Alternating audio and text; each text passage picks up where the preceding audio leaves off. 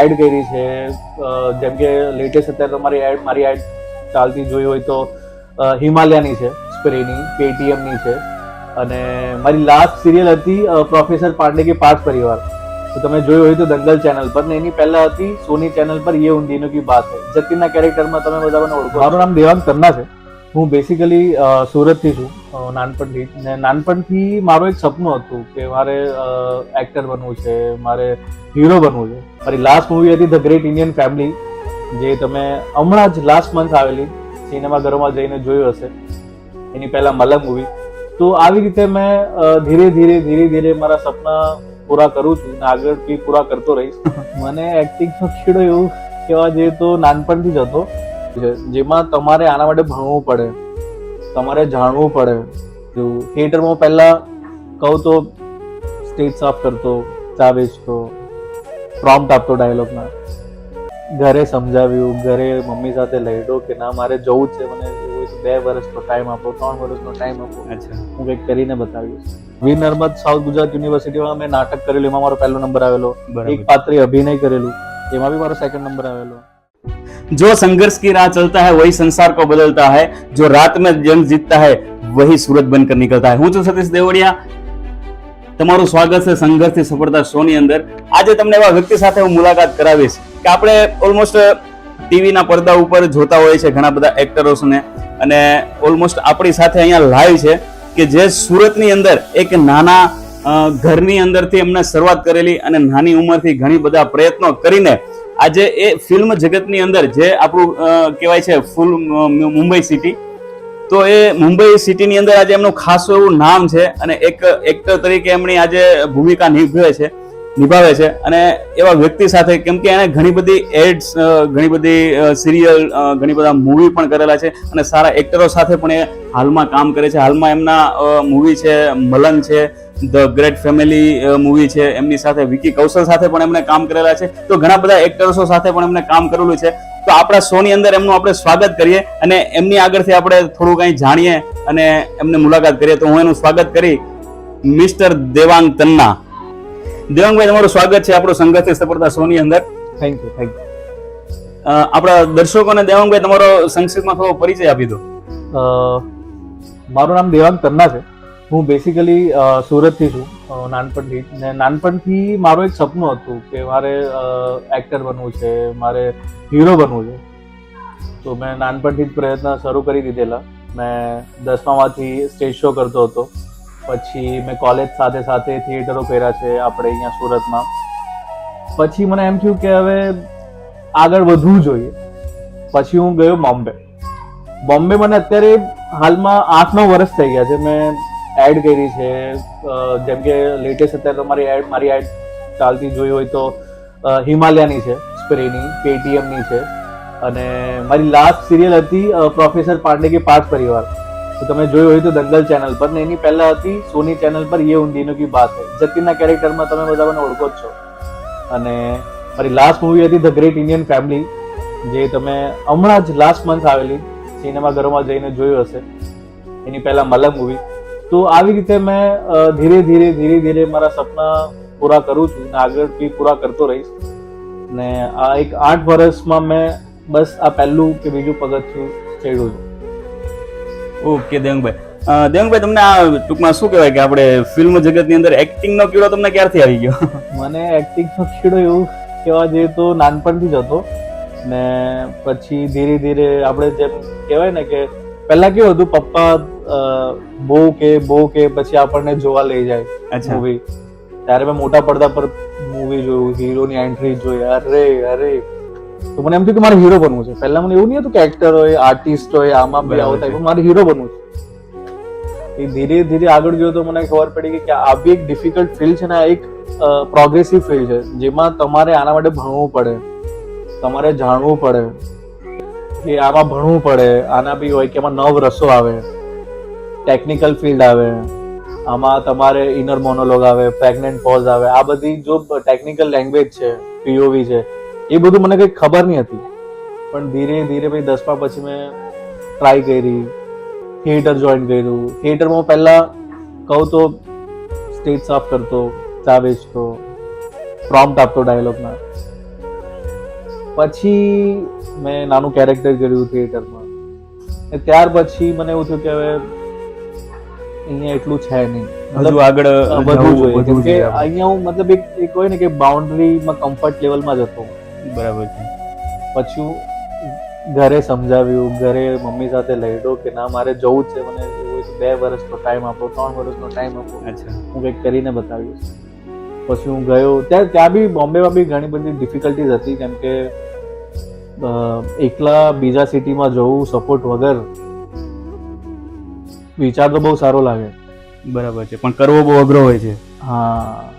તો તમને આ તમે જે કીધું કે ફેમિલીનો સપોર્ટ, તો તમે એ સમયે કઈ રીતે તમે અહીંયાથી નીકળી ગયા અને ઘરે બધાને કઈ રીતે તમે કમ્પ્લીટ કર્યા છે કે ભાઈ ચલો હું આના, આઈ થિંક તમારું ફિક્સ તો હતું જ નહીં દેવાંગ ભાઈ કે 2 વર્ષ કે 3 વર્ષમાં હું કમ્પ્લીટ થઈ જઈશ? નહીં, મારે એવું હતું જ નહીં. મેં તો આ કહેવાય ને કે આપણે કે મમ્મી કહે કે આ ખાઈ લે તો આ મળશે. હા, તો એવી રીતે મેં ઘરવાળાને કીધું કે તમે મારા પર ભરોસો રાખો, તમને મારું ટેલેન્ટ પર, પહેલા તમે મારા ટેલેન્ટ પર ભરોસો છે. કેમ કે મેં આપણે વીર નર્મદ સાઉથ ગુજરાત યુનિવર્સિટીમાં મેં નાટક કરેલું, એમાં મારો પહેલો નંબર આવેલો. એક પાત્રે અભિનય કરેલું, એમાં બી મારો 2nd નંબર આવેલો.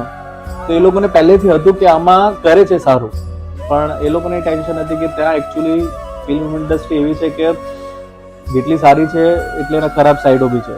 ત્યાં જઈને મારો છોકરો બોમ્બે એકલો શું કરશે, એકલો ત્યાં કઈ બીજી કોઈ રાસ્તામાં તો નહીં ચાલ્યો જાય ને, એટલે એવું બધું હતું. ને એ લોકોને બી એવું હતું કે યાર કેટલા બધા જણો છે જે જાય છે એક્ટર બનવા, હીરો બનવા, પણ મેં એ રીતે સપોર્ટ અપાયો કે તમે મારા પર ભરોસો કરો.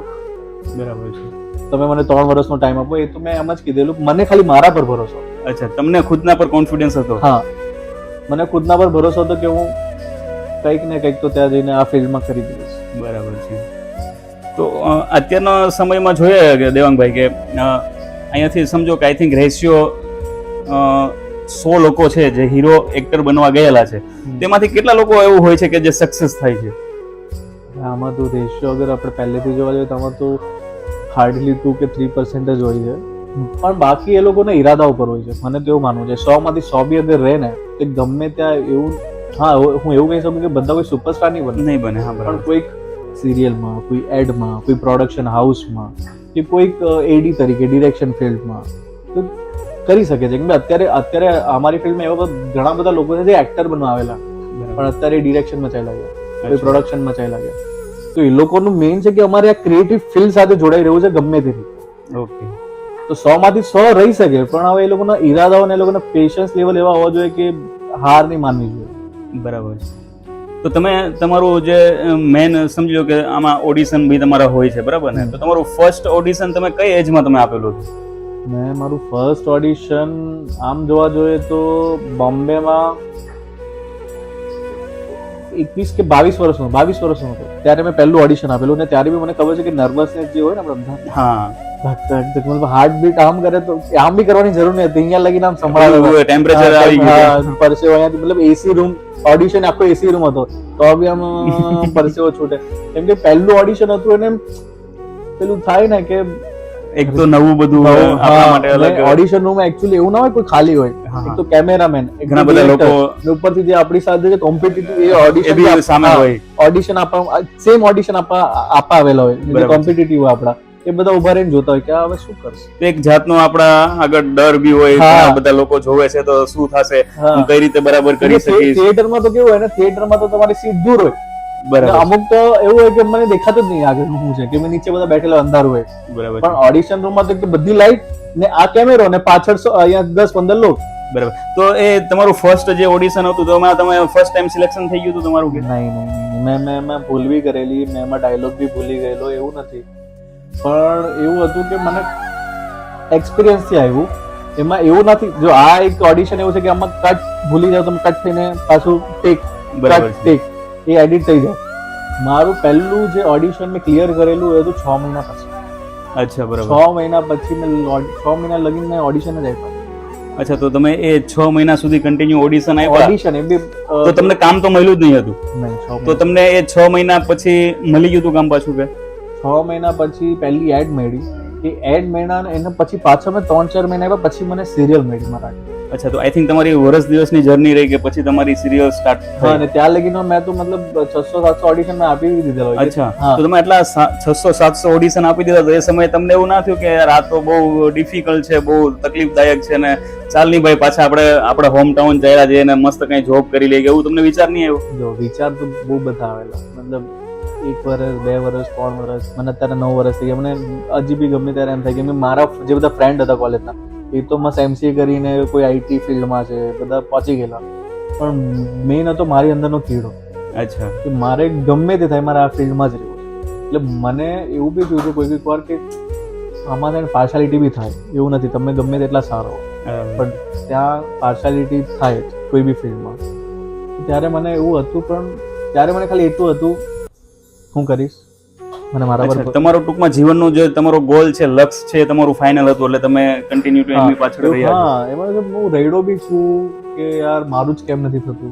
અચ્છા, હું ચાલ્યો જાઉં, પણ પછી એવું થાય કે જો મને મારા પર ભરોસો. અને મેં એકચ્યુઅલી બોમ્બે આવેલો ને ત્યારે હું વિચારીને આવેલો ત્યારે એ ટાઈમ પર કે મેં અહીંયાની બોટો બધી બાળી પાછા આવવાની. મારી પાસે પાછા આવવાનો એક બી રસ્તો છે જ નહીં, હવે છે તો આગળ જવા તમારે. હા, આ જ ફિલ્ડમાં આગળ જઈશ નહીં તો કઈ નહીં. બરાબર. તો એ સમયે તમને ત્યાં મુંબઈ ઘરથી દૂર એકલું રહેવાનું, પ્લસ તો તમને રહેવા જમવાની બી ઘણી બધી તકલીફો પડતી હશે, તો એ તકલીફોમાં પણ તમે ઘણું બધું વેઠવું હશે કે સવારે શૂટ પર જવાનું, સાંજે પાછું રાતે લેટ આવવાનું, કઈ અલગ જગ્યાએ જમવાનું હોય છે, રહેવાનું અલગ જગ્યાએ, તો આ બધું ડિફિકલ્ટ તમે કઈ રીતે હેન્ડલ કરી શકતા? એમાં એવું હતું કે એમાં બસ એ હતું કે મારું ધ્યાન ગોલ પર હતું, મતલબ મારું ધ્યાન મંજિલ પર હતું કે અત્યારે આવું છે. અચ્છા, બરાબર છે. ત્યાં પહોંચીશ ત્યારે નહીં હશે. ટૂંકમાં સામે એક ટોચ છે, એ ટોચ સુધી તમને ખ્યાલ છે કે જવાનું છે, સામે ટોચ દેખાય છે, રસ્તો આગળની તરફ છે, ખાલી ચાલ્યું જવાનું છે, બસ ચાલતા રહેવાનું છે, ઊભા નથી રહેવાનું. બરાબર. ધીમું તો ધીમું ચાલતા રહેવાનું છે. હજુ આગળનું તમારું શું થિંકિંગ છે? આગળનું થિંકિંગ મારું એ જ છે કે મારે હજી બી મારી ક્રિએટિવિટી પર, મારા ક્રાફ્ટ પર મારે કામ કરવું છે ને મારે હજી વધારે સારા પ્રોજેક્ટ કરવા છે, ડિફરન્ટ કેરેક્ટર કરવા છે. બરાબર. કે બધાએ મને ઓનલી કોમેડી રોલમાં જ જોયો હશે, કોમેડી કેરેક્ટરમાં જ જોયો હશે, તો મારે કોઈ ડિફરન્ટ કેરેક્ટર કરવું છે. અચ્છા, તમારા ઓલમોસ્ટ બધા જે હોય છે એ બધા કોમેડિયન જ હોય છે? હા, મારા મોસ્ટલી અત્યાર સુધીના જે બી એડ બી હશે, હા હા, તે એડ બી કોમેડી હશે. મારી જે સિરિયલના કેરેક્ટર હશે, તેનાલી રામા કે યે ઉન દિનો કે બાદમાં જતીન, એ બધા કોમેડી હશે. અચ્છા, તમને પોતાને એવું ફીલ થાય છે કે હું મસ્ત કોમેડી છું ને કોમેડી શો વધારે સારું કરી શકું એક્ટિંગ? હા, એકચ્યુઅલી મારો કમ્ફર્ટ લેવલ બની ગયો છે. અચ્છા, કેમ કે એક વસ્તુ તમે વારે કરો તો તમારા માઇન્ડમાં એકદમ પેલું મસલ મેમરીમાં આવી જાય. યસ. તો એ કોમેડી મારા મસલ મેમરીમાં છે. એ અગર સીન આવ્યો તો હું તો કરી જ લઈશ. મને મતલબ હું આંખ બંધ કરીશ તો બી કોમેડી હું કરી લઈશ. અચ્છા, તો તમે ત્યાં પડદા પર અથવા તો શૂટ પર હોય છો ત્યારે તમે કોમેડી કરી શકો કે ઘરની અંદર પણ તમે કોમેડિયન તરીકે રહ્યો છો? હા, ઘરમાં બી કોમેડી તરીકે મારું કેરેક્ટર જ એ છે. પણ મારે મતલબ એવું છે કે આ મારો કમ્ફર્ટ ઝોન થઈ ગયો છે કે મતલબ પર કોઈ બી કોમેડી સ્ક્રિપ્ટ આપે તો હું એમ કહું હા એમાં કઈ મતલબ મારે મહેનત કરવાની એમ એકદમ આમ ઈઝી ઇમ્પ્રોવ આમાં બરાબર. પણ મારે હવે કોઈ ડિફિકલ્ટ કેરેક્ટર જેમ કે સિરિયસ થઈ ગયો, થોડો ગ્રે કેરેક્ટર થઈ ગયો, તો એ ટ્રાય કરવા છે. ને આ ફિલ્ડમાં એવું જ છે કે મતલબ કરતા રહો. બરાબર છે. તો તમે આગળ વધવા માંગો છો, હજી તમારા અલગ અલગ કેરેક્ટરમાં જવું છે, તો ફિલ્મ ઇન્ડસ્ટ્રીની અંદર એવું પણ બનતું હોય છે દેવાંગભાઈ કે કોઈ લોંગ સમય સુધી જે એમનું શૂટ ચાલતું હોય કે કોઈ એવા સિરિયસ છે એક્ટર, તો એમનું પોતાનું કેવું હોય છે કે લોંગ સમય સુધી શૂટ પર કામ કરતા અથવા તો એ પોતે એ જ ફિલ્ડની અંદર ખાસો સમય સુધી સંકળાયેલા રહે. સાચી વાત છે બધી? એ એકદમ સાચી વાત છે તમારી. એમાં એવું છે ને, એક અમારામાં ટેકનિકલ ટર્મ્સ છે ઓન ઓફ. અચ્છા, કેરેક્ટરમાં જવા માટે ઓન, બહાર નીકળવા માટે ઓફ. એમાં એક એક્ટર મોસ્ટલી જ્યારે લાંબા સમય સુધી શૂટ કરતો હોય, એ જ કેરેક્ટર માટે વિચારતો હોય, ઘરે જઈને બે જ વિચારતો હોય કે આમાં શું બીજું કરું, આમાં બીજું શું કરું કે કેરેક્ટરમાં જાશે, સારું લાગશે, તો એ કોઈક વારને ઓફ નથી થઈ શકતો. તેના માટે એને બ્રેક લેવો પડે છે, એમને કોઈ વેકેશનમાં જાય છે. તમે બહુ બધા મોટા સ્ટાર જોયા છે, હોલિવૂડના સ્ટાર જોયા છે, જે મતલબ એક કેરેક્ટર પછી છે ને એ લોકો બ્રેક લઈ લે 3-4 મહિના, કારણ કે કેરેક્ટરમાંથી બહાર નીકળે. કેમ કે એટલા ઘૂસી ગયા હોય છે ને એ કેરેક્ટરમાં કે એ લોકોને ઓફ થતા વાર લાગે. અચ્છા, બાકી અમે તો ઓલમોસ્ટ તમને બધાને ટીવી પર અને પડદા ઉપર જોઈએ તો અમને તો બહુ સારું એવું લાગે કે આ લોકો તો મસ્ત લાઈફ જીવે છે, મસ્ત એન્જોય કરે છે. તો આજે દેવાંગભાઈ અમારા દર્શકોને અમને પણ એવું જાણવા મળ્યું કે એક્ટિંગ એક નોર્મલ વસ્તુ નથી અને બહુ ડિફિકલ્ટ છે અને એના માટે ઘણો બધો સમય પણ આપવો પડે એમ છે. ડિફિકલ્ટ નથી, ઇઝી છે. જેમ બધા માટે ભણવું પડે. તમારે ડોક્ટર બનવું હોય Yes. તમારે ભણવું પડે, એન્જિનિયર બનવું હોય તમારે ભણવું પડે, તમારે કઈ બી કરવું હોય ભણવું પડે. એમ એક્ટિંગમાં બી તમારે ભણવું પડે. એક્ટિંગમાં તમારે ઇમેજિનેશન આવે, ઓબ્ઝર્વેશન આવે, તમારે બુક રીડ કરવી મસ્ત છે. તમને એક્ટિંગ તમે કઈ રીતે કરી શકો? તમને કોઈ કેરેક્ટર આપે કઈ રીતે કરો? તમને એ કેરેક્ટર તમે ઓબ્ઝર્વ કર્યો હોય તો કોઈ કાકા આમાં લાકડી લઈને ચાલે છે, કઈ રીતે ખાંસી ખાય છે, તો તમને ખબર હોય છે કે આ એજમાં આવીને આ સિમ્ટમ્સ હું યુઝ કરી શકું. અગર મારે કોઈ એવા કાકાનો રોલ કરવો હોય તો ઓબ્ઝર્વેશન છે. ને થિયરીમાં તમારે એક્ટિંગમાં 9 રસ આવે છે, શૃંગાર રસ આવે છે, કરુણ રસ આવે છે, જે તમારે ભણવું પડે કે એ બેમાં ડિફરન્સ શું છે, વિભત્સ રસ શું છે, એ બધું તમને ખબર હોવી જોઈએ. તો એના માટે તમારે ભણવું જરૂરી છે. ડિફિકલ્ટ નથી, તમે ભણો, તમને મજા આવે તો તમારા માટે ઇઝી જ છે. તો આપણા માટે એકદમ ઇઝી છે. અત્યારે ઓલમોસ્ટ સોશિયલ મીડિયા વધારે ચાલે છે. ઇન્સ્ટા છે, ફેસબુક છે, ટિકટોક આઈ થિંક અત્યારે તો નથી હવે રહી. તો એના માધ્યમથી ઘણા બધા લોકો એક્ટર આજે બની ગયા છે. તો એ રિયાલિટી કેવી હોય છે? ટેલેન્ટેડ હશે તો ચાલશે, નહીં તો પેલું કહેવાય ને, જેટલું જલ્દી ઉપર આવે એટલું જલ્દી નીચે પણ આવે. અચ્છા, બરાબર છે. તો એવું છે કે અરે ટેલેન્ટ હશે તો જાશે લાંબે સુધી. ટેલેન્ટ નહીં હોય, જો ફેમ કે ઓળખાણથી મને કોઈ એક મૂવી આપશે, એક સિરિયલ આપશે, બીજી આપશે, ત્રીજી આપશે, હું ત્રણેયમાં હું કેપેબલ નહીં રહ્યો કે પરફોર્મ કરવા માટે. કોઈ ચોથી વસ્તુ મને કોઈ આપશે જ નહીં, ચોથો પ્રોજેક્ટ મને આપશે જ નહીં સામે. બરાબર છે. એવું આપણે એક્ઝામ્પલ બી છે કે કોઈ ગમે તેટલું ઓળખાણથી કે ગમે તેટલા ઇન્ફ્લુએન્સર છે કે એ લોકો પાસે પબ્લિક છે, પણ અગર એ લોકો માટે જે ટેલેન્ટ જ નથી તો એ 3, 4, 5 વધારે 5 વર્ષ બરાબર છે. જે ચાલે છે, જે લોકો ચાલે છે, જેમ કે તમે જોઈ શકો છો મનોજ બાજપાઈ, ઇરફાન ખાન સાહેબ હતા, એ લોકો કેટલા વર્ષથી કરતા, લોકો કન્ટિન્યુ કરતા હતા, આપણને ખબર બી નથી. અત્યારે પંકજ ત્રિપાઠી સર છે, પંકજ ત્રિપાઠી છે, તમને ખબર છે એ 2003 કે 4 થી આવે છે. બરાબર છે. એમણે સિરિયલ કરેલી છે ઝી ટીવી ની. સ્ટાર્ટિંગ નાના પડદા. હા, તો એ કન્ટિન્યુ જ છે. તો ટૂંકમાં એમનું સ્ટ્રગલ થયા પછી ઘણી બધી પછી અત્યારે પોતે મોટા પડદા પર છે. હા, એ જેનામાં ટેલેન્ટ છે તો ધીરે ધીરે આગળ વધતો જ રહેશે. એને એવું નહીં કે 1-2 પ્રોજેક્ટ આવ્યા એ થઈ ગયું. તમે ઓલમોસ્ટ એક્ટિંગ ની ફિલ્ડ ની અંદર તમે વધારે શું માનો કે લક કે પોતાની એક શું કહેવાય હાર્ડવર્ક? મને તો ત્રણ એક પલ્લામાં છે. લક બી તમારો હોવું જોઈએ, તમારો હાર્ડવર્ક બી હોવું જોઈએ અને તમારામાં ટેલેન્ટ બી હોવું જોઈએ. ખાલી મહેનત કરવાથી નહીં થાય, તમારામાં ટેલેન્ટ બી હોવું જોઈએ. કે મતલબ મેઇન વસ્તુ છે સ્માર્ટ વર્ક ને હાર્ડવર્ક. બરાબર છે. તો આમાં એવું છે કે તમે મહેનત કરતા હોવો જોઈએ, પણ એક સહી દિશામાં, મતલબ જે દિશામાં તમારે જવાનું છે એ જ દિશામાં તમે મહેનત કરતા હોવો જોઈએ. બીજું લક તો એકચ્યુઅલી છે જ. અચ્છા, બિકોઝ આમાં લક તો ડિપેન્ડ કરે જ છે. પ્લસ પણ મારું માનવું એવું છે કે તમારું હાર્ડવર્ક બહુ જ હશે ને તો તમારું લક ચાલી જ જશે. કેમ કે આપણી સામે એક્ઝામ્પલ છે બહુ બધા એવા જેમણે 20-20 વર્ષ હાર્ડવર્ક કરીને અત્યારે કામ કરે છે. અચ્છા, એમને નવાઝુદ્દીન સિદ્દીકી. તો અગર એ લકના લીધે અગર એમણે 15 વર્ષમાં હાર માની લીધી હોત તો એમને થોડી ખબર પડતી કે 20 વર્ષે એમને કિક મૂવી મળવાની. યસ, હા, બરાબર છે. તો એમને હાર્ડવર્ક કન્ટિન્યુ જ રાખવું પડે. મારા ખ્યાલથી તો આ ફિલ્ડમાં જેને આવવું હોય ને એને પેશન્સ તો રાખવું જ પડે.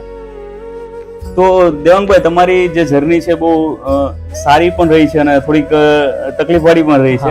તો તમે આપણા દર્શકોને શું જણાવવા માંગો છો આ સફળતા અને સંઘર્ષ વિશેની જે આપણી સ્ટોરી છે? તો તમારી પોતાની ખુદની પણ સ્ટોરી છે, તો તમે દર્શકોને શું કહેવા માંગો છો આના વિશે? હું આપણા દર્શકોને એટલું જ કહેવા માંગીશ કે જો તમારામાં એ ચાહ હોય કે મારે કરીને જ બતાવવું છે તો મુશ્કેલી તો આવશે જ. કેમ કે જીવનનું નામ જ મુશ્કેલી છે. તમને સંઘર્ષ નહીં આવશે ત્યાં લગીને તમે તપશો નહીં, ત્યાં લગી તમે મહેનત નહીં કરો તો સંઘર્ષ તો આવશે જ.